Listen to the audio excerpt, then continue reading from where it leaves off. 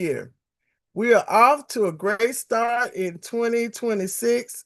Hello to my Yoruba family, Ekasan, which is here in Georgia, and Odaro to my Nigerian listeners, where it's actually 10 p.m.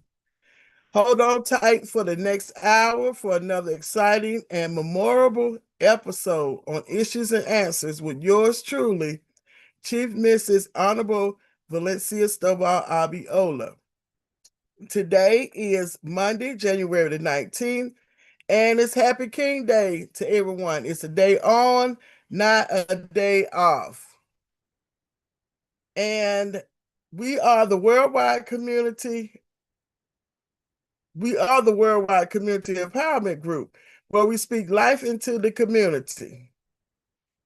Log on to WCEGTalkRadio.com. Watch us live on Smart TV, on the Roku cable channel, YouTube, Facebook, LinkedIn, and now on Fanbase, Blue Sky, and Twitch. Search for WCEG and subscribe to all social media platforms. Download our free WCEG mobile app. Say, Alexa, play WCEG Talk Radio. Listen to WCEG on any of our 12 podcast distribution platforms. Last but not least, our disclaimer. So the things that you will hear today, topics and opinions, are those of the show hosts and not WCEG Media Enterprise. Thank you for your continued support. And y'all, I'm glad to be back. Last time I was on was in October, and so I'm just excited to be back on again. You know, so many things are happening, and since our last show, I want to give some congratulations. But before I get started, I always start off with a moment of silence for those who are no longer with us physically, and for those who are facing so many challenges and need words of encouragement. And we're going to say, keep the faith. God doesn't waste experiences, and He's always in control, no matter what. So congratulations are in order for two of the candidates on my show, my October show. They were actually running for office at that time. Jonesboro Councilman Cameron Dixon, which is newly elected, and Forest Park Councilwoman Dolores Gunn. She was re-elected. So both of them were served 4 years, and we'll definitely be on the lookout for great things from each of them. For all of those who are returning officials and newly elected, remember to put the people first. Each of you asked to be in those positions, a privilege. I call them positions of privilege. And so don't take those responsibilities lightly. You have to be accountable and be intentional about what you're doing for the people. And of course, we'll discuss a little bit about accountability and being intentional a little later in the show when I make my announcements. My main topic today is Black history can't be erased because it is a disservice to all future generations, irregardless of race, where they live. Today's topic was a struggle for me for the past couple of days. I didn't create my flyer to promote the show until actually this morning. And I was speaking with my husband and trying to decide whether I want to do the show or don't do the show. And of course, he encouraged me to go ahead and do it. And what I found that usually for me, when it's a struggle, then there's a message that needs to be heard. And so people across the world, especially in America, of course, are recognizing this day as Martin Luther King Jr.'s holiday, and to those known and unknown heroes of civil rights. It is not a hidden secret that Blacks in America have endured so much maltreatment and egregious acts, which some, if really exposed, would cause probably another civil war. On purpose, some parts of history were omitted and are omitted. Recently, I was watching a post on social media and it recognized a Black town in existence. Excuse me. Of course, anything dealing with history interests me, especially when it comes to Black history. So I began to do some research on Mound Bayou, that's Moundbayou, Mississippi. I had never heard of it, but it's the first and oldest African American town in Mississippi. And the only one still existing with Black leaders, a Black hospital, Black schools. By the way, had 100% graduation rate. Wow, yes, it's possible. A Black bank, Black businesses, and it is among one of the first in America as well as Black towns. It is a National Historic Landmark founded in 1887 by former slaves Isaiah T. Montgomery and Benjamin Green. Now, these towns provided refuge, and many of the towns that were founded by Blacks and for Blacks provided refuge from the widespread of Jim Crow laws and allowed spaces where Blacks could self-govern, be entrepreneurs, and do cultural development. There wasn't discrimination because of race, so they didn't have to worry about the discrimination because of race in these towns.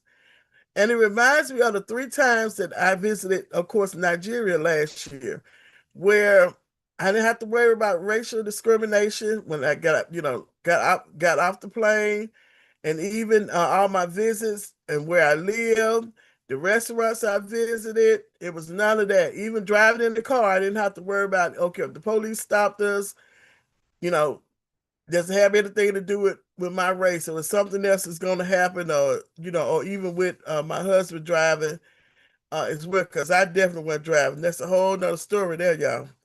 Woo, that's a busy place there. But no, I was just riding. I was definitely not driving. And it was such a common experience. And I shared this, with my family and friends when I returned back. And it was empowering to not to worry about, those places, like I said, that I was going. And albeit they were very busy, it was very busy, very noisy, and definitely not like America. A lot of amenities I definitely miss here, but that peace and calmness was definitely something that you can't even express it in words. It's just a certain type of feeling that I got. But just to imagine what it was like to be in a town of all Black people without the fear of racial discrimination, and getting back to some other towns that actually were either started by Blacks or were founded for Blacks. So Eatonville, Florida, which is near Orlando, and I like to go to Orlando, was the first Black incorporated municipality in 1887 in the U.S.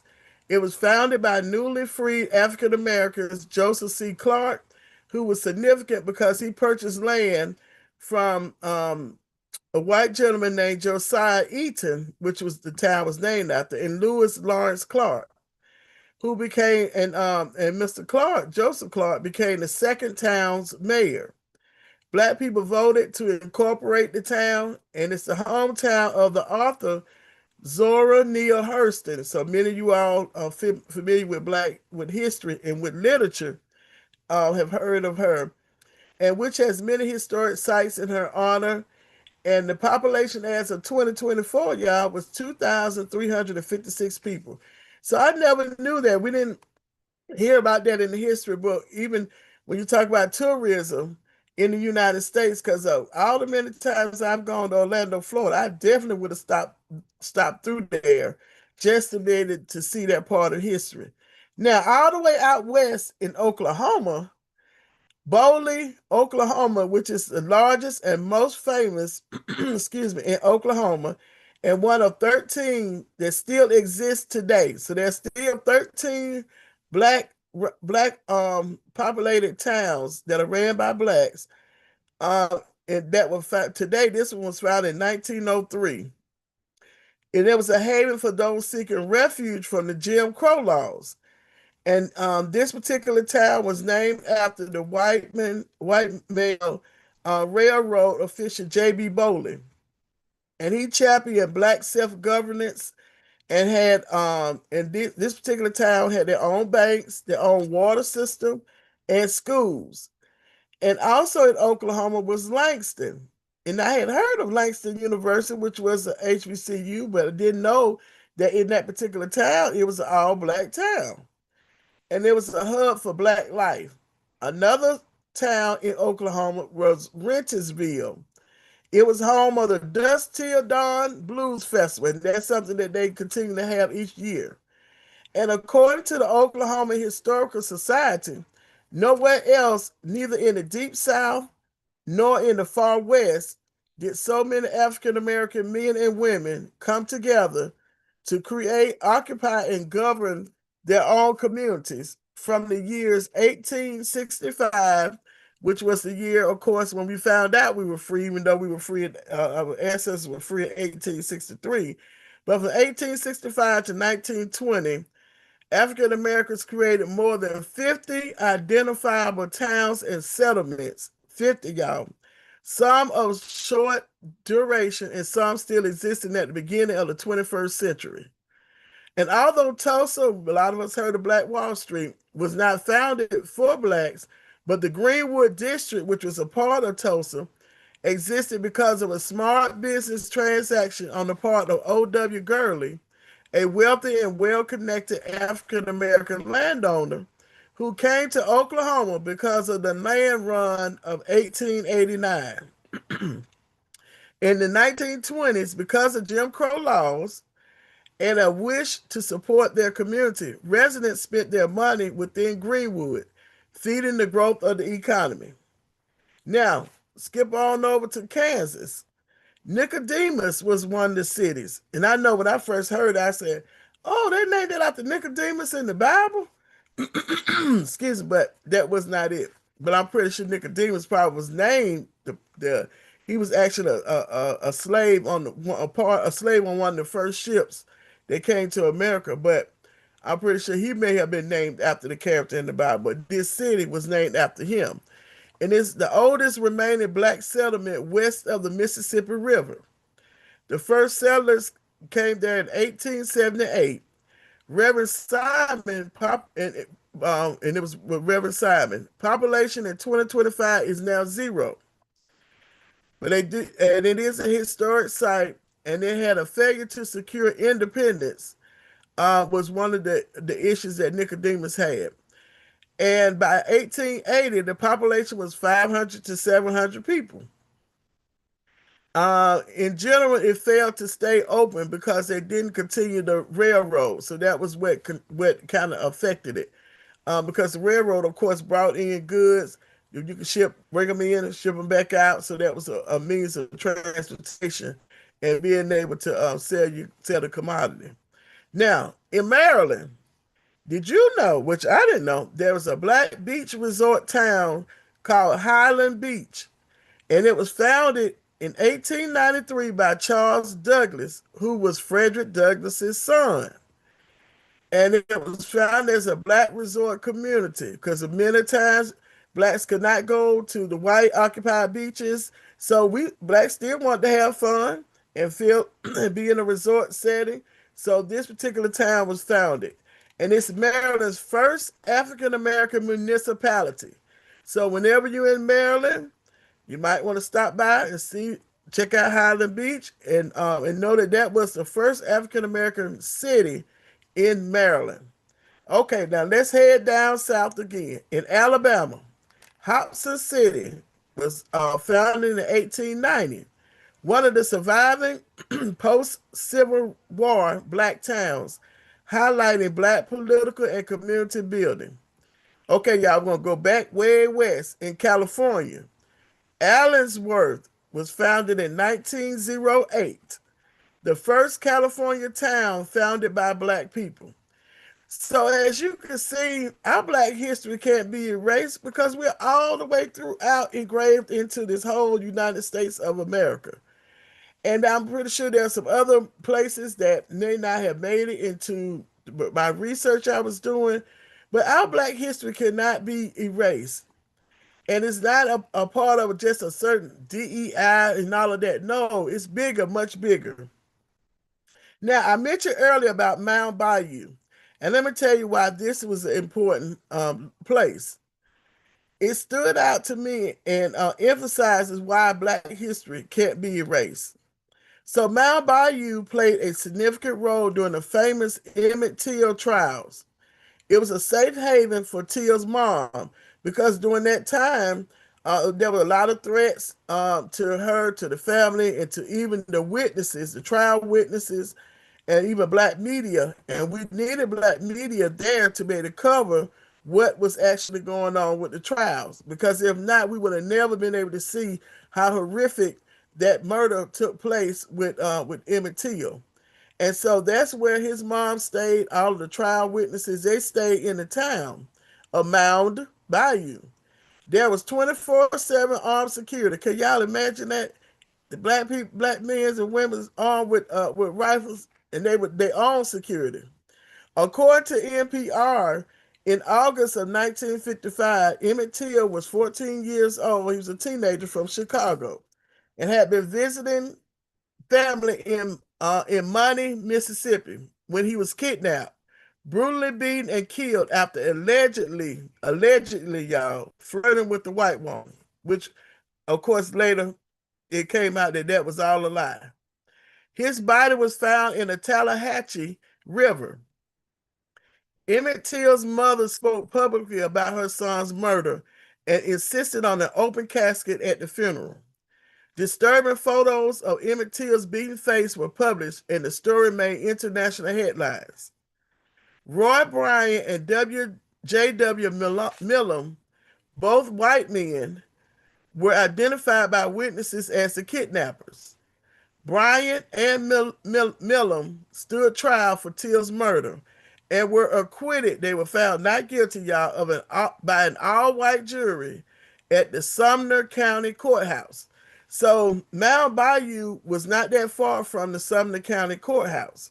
And so his mother and the witnesses and all the black media and everybody, they stayed in Mound Bayou for protection. And then they were escorted to the courthouse for the trial. And then protected further prosecution, Bryant and Milan later confessed to the crime for an article in Look magazine. Now, there were many crimes against blacks and in black communities believed no white person would be punished and it wouldn't stop. And that was the feeling during that time. And even sometimes we feel like that now. But do you know, 3 months later, a black husband and father of four, who was a gas service attendant by the name of Clinton Melton, was murdered in daylight by Elmer Otis Kimball, a close friend of J.W. Millam and Bryant. Remember, Millam and Bryant were the ones who killed Till. And it was later found out that Kimball had accompanied them, was in with them with the murder as well. And that was according to a recent FBI investigation. And so Kimball, a white man, disputed with Melton. So Melton was the gas station attendant, and got into a dispute with him about how much gas was pumped in his car. So Kimball said, Melton said that Kimball told him to fill it up. So he filled it up. Melton said no. After the man had filled up the gas, now it's time to pay. Melton said, no, I didn't tell you to put that much gas in there. And so Kimball threatened Melton and said he'll be back. So Melton's boss knew what could possibly happen as far as how dangerous it was. So he told Melton to just go ahead and leave and go home. Well, Melton needed gas, so as he was getting gas, it was in his car. Kimball returned and shot and killed him. There were witnesses of the incident. He was charged, but later found guilty, acquitted by what? An all-white jury. The same sheriff and same lawyer were involved as in Till's trial. So you all can see how jacked up that was. It was already a done deal. The same lawyer that represented Bryant and Millam, and the same sheriff that supposedly investigated what was going on, were the same ones involved in this trial. Yeah. when I was reading, I was getting upset. Before the trial could begin, Melton's widow, Beulah Melton, and she and her two children, they were driving in the car and they were ran off the road into the water, and that was the Chattahoochee River.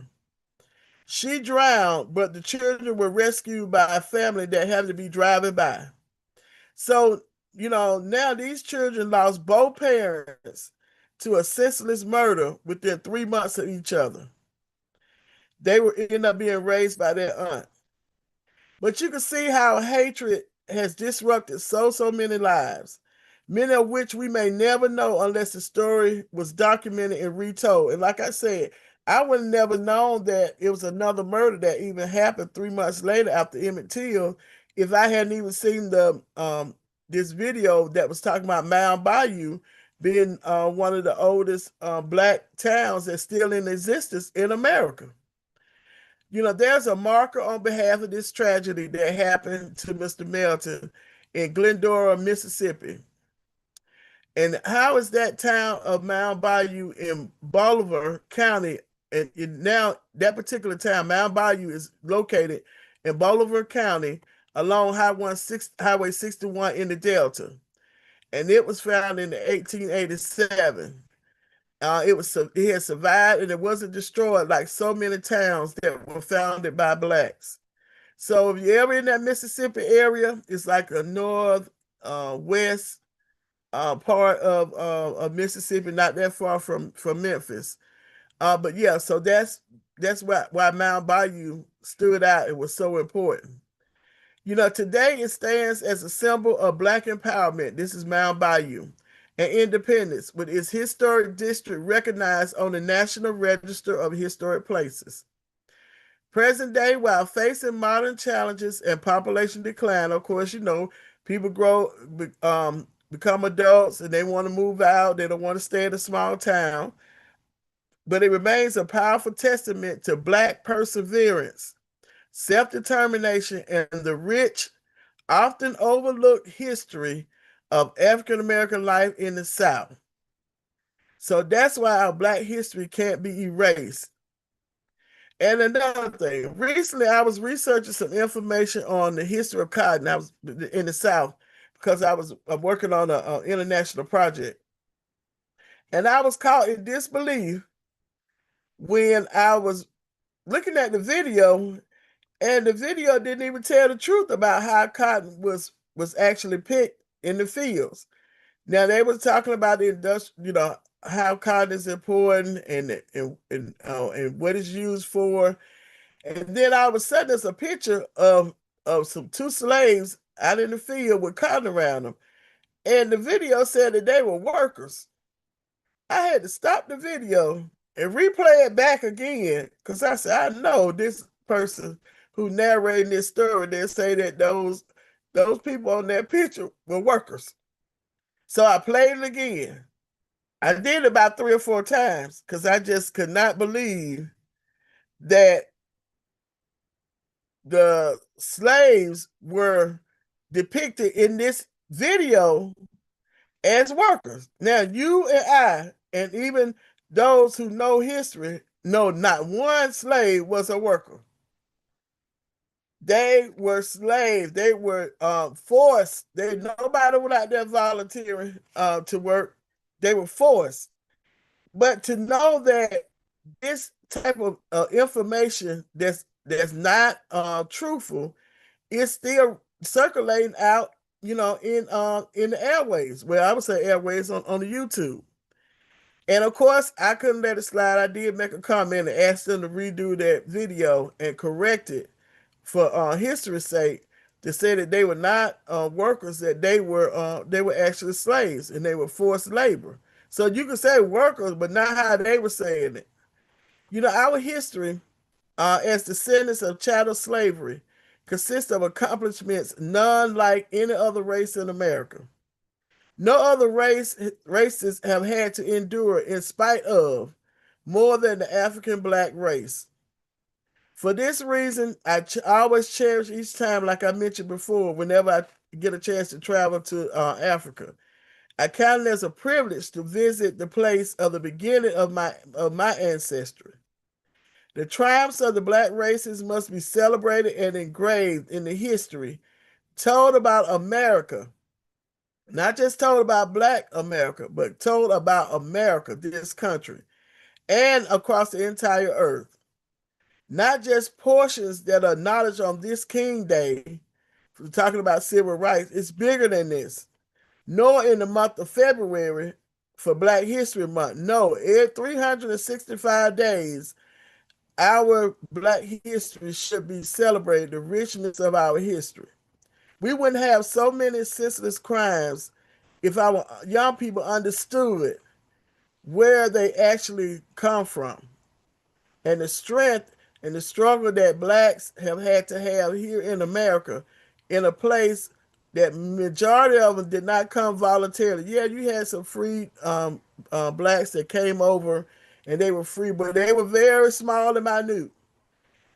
So I think that as everyone has a responsibility, not just blacks, but everyone has a responsibility to make sure that black history is not erased and that it's taught to our young people, even at a very early age. If they're not getting it at home, then they need to be taught at school. They need to be taught in the churches. They need to be taught everywhere they're going so that they can feel that pride and confidence that you didn't come from a race of people that wanted to destroy each other. They had to stick together. Those towns that I talked about in Kansas and Oklahoma, in Florida, in Mississippi, and even some that existed now in Georgia, they had to stick together and they had to work with each other, even despite any differences that they have.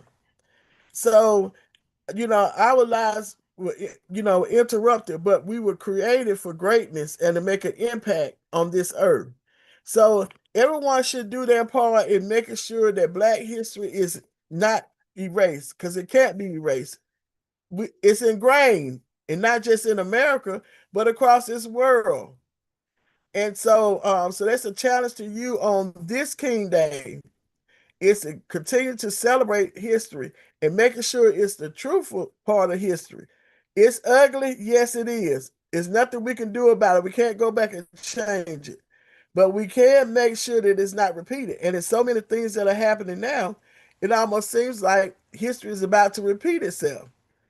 With our young people not on reading on or above grade level like they're supposed to be, and when I think about Mound Bayou and them having 100% graduation rate of black young people that are all 100% of them are graduating, that tells me it's possible. We have way in our urban areas, we have way more resources than I'm sure that they have in Mound Bayou, but they have the determination because they know education is the key and it's the foundation for success. And that's one of the things that we have to continue to stress. So as I now talk about some announcements of other things that's been going on, I just wanted to leave that to you. And like I said, it was a struggle. I was like, oh, I don't know if I'm gonna do the show. And I said, no, I got to, because I started researching on that. And I was just so fascinated, hours and hours of reading, looking at videos, and all of that to just for a reinforcement for myself on the rich history that I came from. Some of it I can't trace all the way back, name by name by name, but I know that there's an existence that's there. So I would like to congratulate the four awardees of the 2026 ML King Jr. Advisory Council Awards. This particular council is one I sit on as vice chair. I've been on, I think it's 4 years now. Yeah, I think it's 4 years I've been on the council. And it's chaired by Representative Billy Mitchell. We also have a representative from the King Center who is there. We have a youth representative and another elected official that sits on this council. And I tell you, the unique thing about this council, and y'all probably heard me say this before, is that I was appointed by the late Speaker David Ralston. And this was probably one of a few last appointments that he made before he unfortunately passed away. I was not elected. I had been out of office about probably about 3 years, 2 to 3 years. I had not been elected, and when I got the phone call, I was very surprised, and I was like, "Me?" I was like, "What?" And so I take it as an honor to be able to be have been appointed. That people see the work and the dedication I had for those 8 years as a elected official, and even afterwards still serving the community to be on this council, and being able to find out more about what people are doing across this great state when it comes to being humanitarians to making our communities better. So last Friday on the 16th at the Georgia State Capitol, we celebrated the 41st annual tribute. So this is a state official state of Georgia recognition. So we know the King Center does their recognition on the Monday like they did today. But the state of Georgia does their commemoration on the Friday before the Monday, as far as recognizing individuals across the state. So every year, the Advisory Council honors organizations or individuals in four categories. And of course, Governor Kemp presents a proclamation to the King family, and they had a King representative there. Dr. King's great niece was there to accept the proclamation on the family's behalf. And our keynote speaker was Mr. John Hope Bryant, and so the awardees, and I'm gonna tell you the names of the four awardees and the awards that they actually received. So the Reverend Joseph E. Lowry Civil Rights Award was given to Honorable Elena Sanders, and she's the former Newton County Commissioner and current president of the 13th Congressional District Federation of Democratic Women. And I'm not going to go through reading her whole bio. She's done so much, even after leaving office, but making sure that she stays connected and making sure that the community's voices are heard. So she was awarded that particular award. The next person, the next award was the John Robert Lewis Lifetime Achievement Award, and it was presented to Dr. Sylvia Carter. And she is the co-pastor of Salone Church International in South Fulton, and the founder of the Crossfire Movement. And they have a signature initiative called Finish Strong Learning Pod, which is a free after-school program. Y'all, I got a chance to go and visit because of my younger sister who volunteers there. And I was just so impressed and ended up finding out that one of the volunteers there was one of our customers for our printing business for a very, very long time and didn't even know that she attended the church. And then I saw her name on a piece of paper my sister had, and I was like, I wonder is that the same one? And then so I said, ask her, does she know the Stovall's t-shirts? And she said, yes. And so we got a chance, Sharon and I, we both went as well and got a chance to reconnect. But I was so impressed with what they're doing. There are some apartments behind the the the learning pod, which is connected to the church. And they actually pick up the kids from the apartment when they get out of school, bring them to the center. They have a lot of interactive learning that goes on. They definitely stress STEM activities, and they nurture those kids. They take them on field trips, and they also make sure that they fed. They even distribute food during the week to the parents. They have a mommy circle that they just started back, being able to allow the parents to come and the mamas to be able to come. I mean, it's just so much. So if you all ever get a chance to definitely reach out to the Crossfire Movement at Salone Church International, and they even have um where they have a clothing bank. They have like mini food bank. I mean, it's just awesome. I can't say enough. I haven't seen a after school program like that in a long time, and y'all know I've been around different communities a lot. So I was just so impressed, and so I was glad to know that the other members of the council agreed with me in awarding Dr. Carter this particular award. And I got a chance yesterday to present it to her again do after service after the church service on yesterday, and she was so appreciative. And I mean, it was a wonderful thing, especially when you see people who doing things and they should be recognized for it.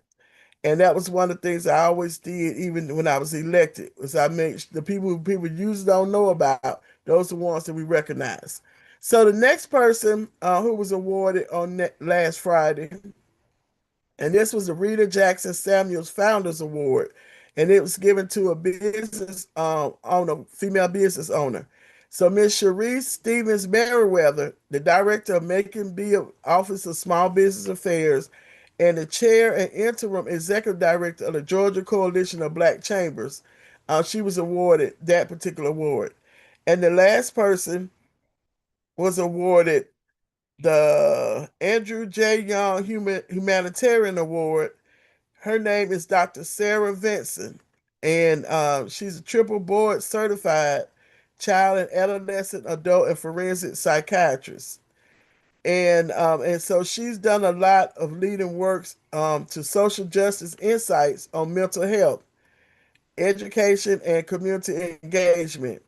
And so she's a co-founder with her mother of the Sow and Reap Mentorship Program. So we had some outstanding individuals, other people that were nominated, and this is an open nomination. Y'all, I usually post it every year on my social media platform, asking people to nominate. So that's how these individuals end up being recognized for that.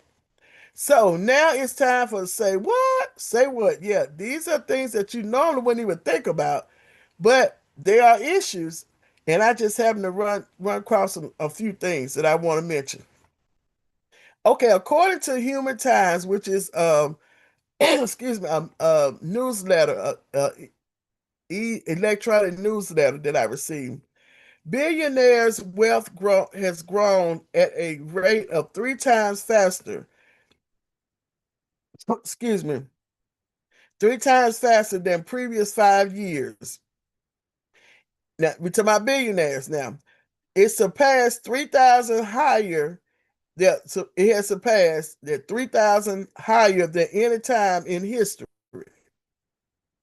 This is causing a political deficit because it's widening the gap between the rich and the rest. Excuse me, the rest of the world. It is unsustainable though. And that means that the voices of the needy is getting weaker and weaker. There's nothing wrong with being a billionaire. I'm praying one day that I make it there. But just to know that the rate has grown 3 times faster than anything, and by three it has surpassed 3,000, which is higher than any time in history. But we're not hearing where the lower end of the totem pole, where you might have the poor people, or even right below the working class, that they are now moving into the working class, and the working class is moving into the middle and the upper class. I haven't seen any of those numbers. So that's why it's concerning that when you have that rate growing as fast as it is, that's to say what? What? Yeah, that's to say what.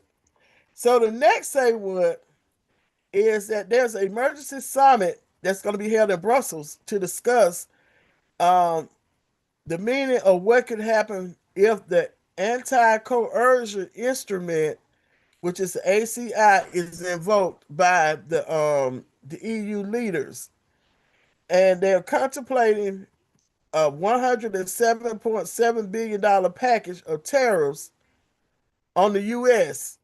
because of threats by the president to NATO allies for those who oppose the takeover of Greenland.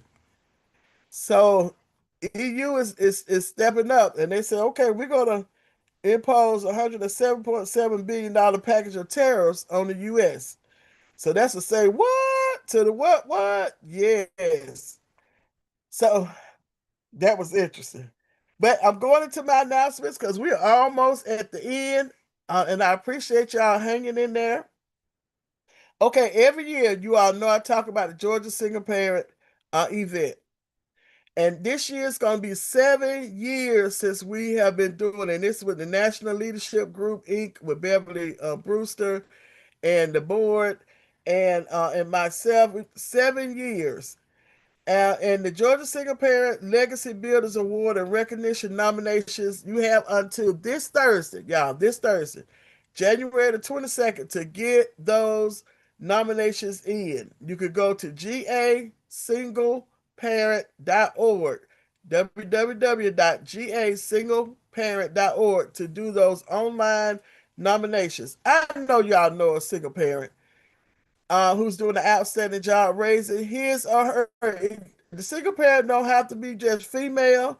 They can be male. We recognize both each year. And we're going to be right back at the Marriott Hotel on Best Road on the 21st, which is the official day of Single Parent Day in the state of Georgia. That was my second piece of legislation that I introduced and was able to get signed into law by Governor Deal. So every year on March the 21st is Single Parent Day in the state of Georgia. And so what we do is that we recognize those single parents by nominations of who are doing an outstanding job. We bring them down to the state capitol, and they receive recognition from the House and the Senate chambers, and then they even get a chance to interact with the elected officials. And then that next day, that's when we have the single parent banquet. And so we're excited about this year's banquet, and we're just excited. So I need you all to participate. So make sure you send in your nominations. No excuse, because I know you know a single parent. All right. Now, the next thing, I've been working with Ed Connect to host free advocacy training, to facilitate free advocacy training workshops. Now, you all, that first workshop we did on the 13th was outstanding. And I'm not just trying to pat myself on the shoulder, on the back, but I will do that. It was outstanding. It was very interactive. We even gave a pre-survey test, and it wasn't hard. It was basic. But it was interesting to see what things people already knew and what they didn't know. So kind of look at it as a mini civics class, but we go into details on helping you to identify how you can be your own advocate, how you can also work with your elected officials and others, your neighbors, to find solutions to those issues. Excuse me. But we have two more that we're going to be conducting on this Saturday, January the 24th at 11 a.m. at Valley Hill Baptist Church. We appreciate Pastor Barksdale for allowing us to be able to utilize his church in Riverdale. And we're going to offer that virtual and in person. So if you want to come in, we will have some light refreshments, and not to fill you up, but light refreshments. And we'll also be offering it virtually. And then the next one is going to be next month, Saturday, February the 21st, and it's going to be virtual. We won't do it in person.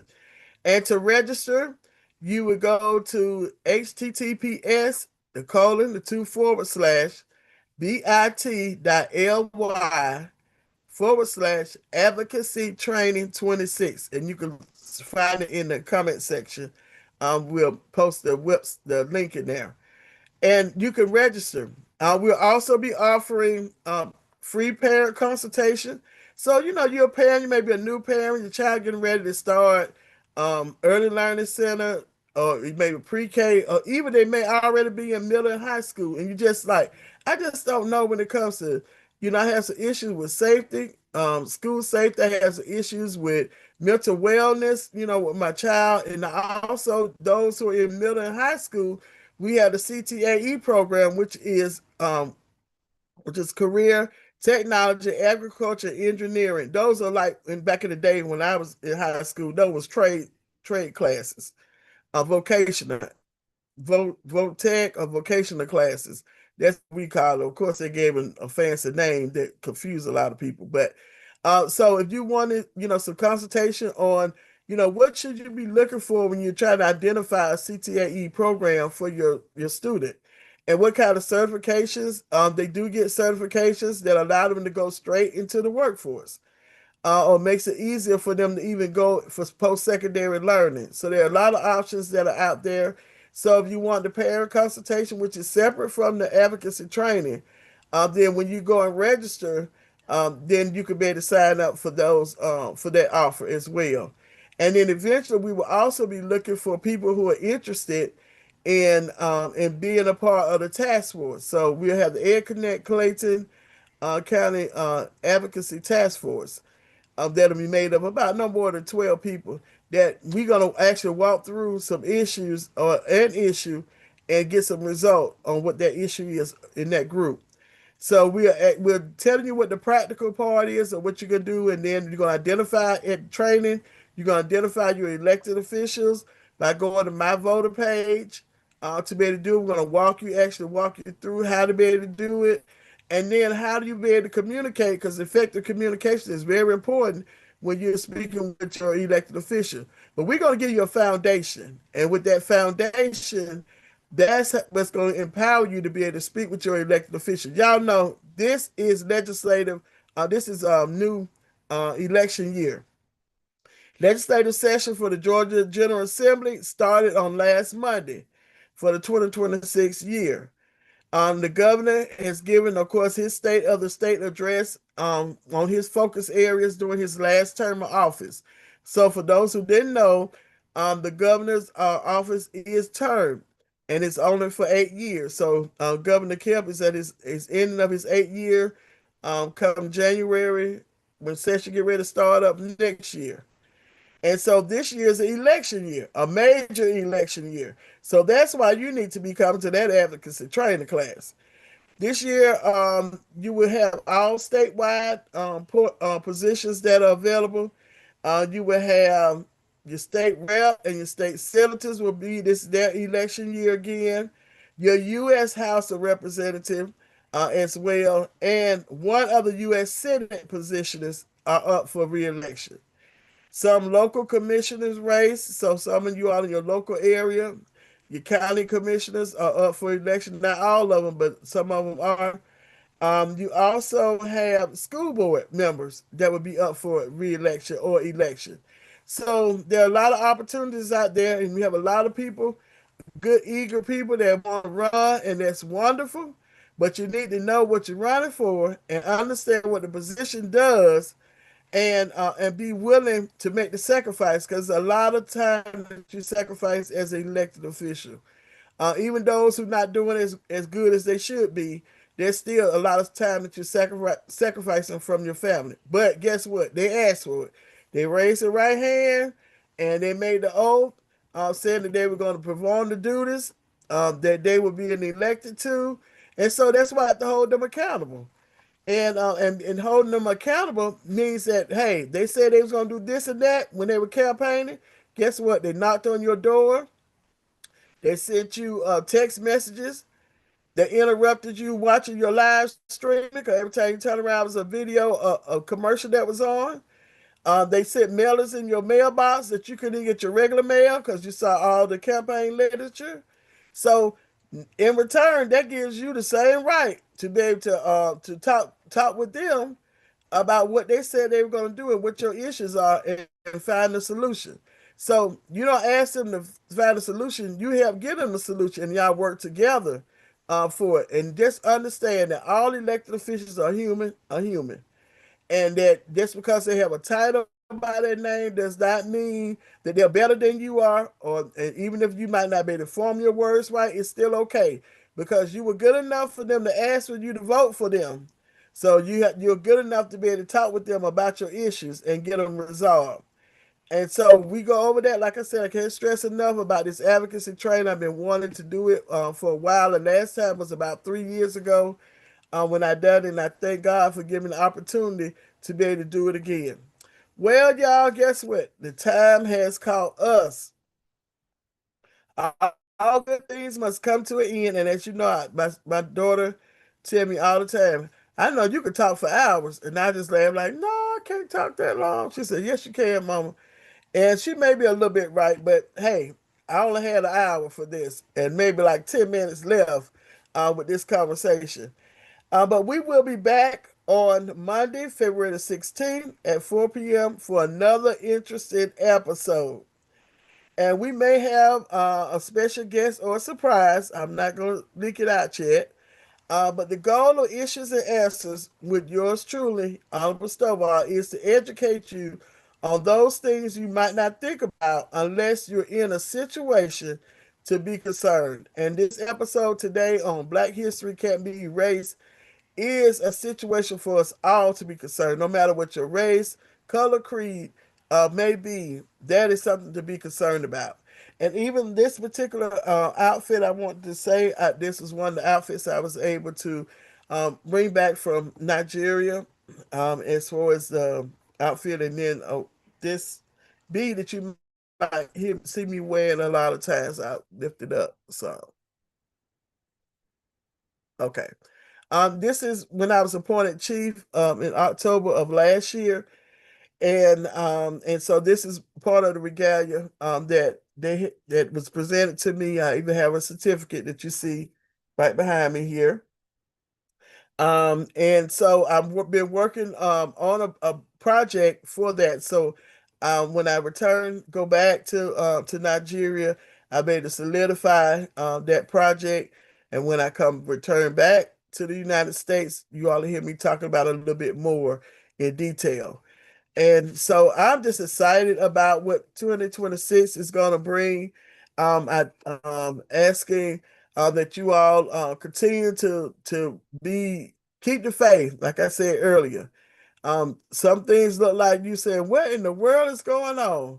But remember, at the end of the day, that God is in control and He has the final say so and the final word on where you're going to be and what you're supposed to do and what's going to happen for you. Try to stay positive as much as possible. Yeah, I know a lot of times it's not easy to stay positive because I can tell you I'm a witness to that one when people are doing you wrong. But with prayer and knowing that God is the one that's going to give vengeance for anybody that does you wrong when you're in the right and you've been trying to help and do what's right, that it has to come back to them. You don't know how, and I got to the point where I had to learn not to even worry about how they're going to get it back, but know that God's going to take care of all of that. And we stay positive. And I look forward to seeing you all on February the 16th for our next show. And remember, WCEG Talk Radio has many other shows that are doing the other co-hosts are doing fantastic job with getting information out to you on different all kind of different topics. All right, see y'all next time.